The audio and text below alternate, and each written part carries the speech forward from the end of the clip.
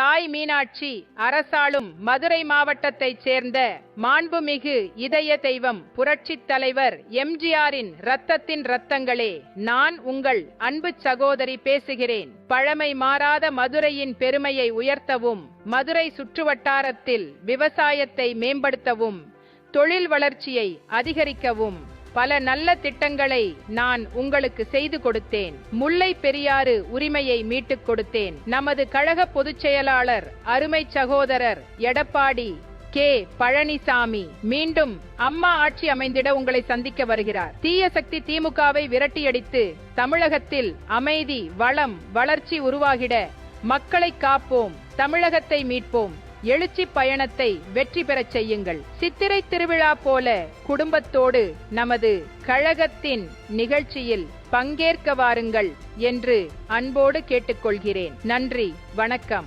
அண்ணா நாமம் வாழ்க, புரட்சித் தலைவர் எம்ஜிஆர் நாமம் வாழ்க.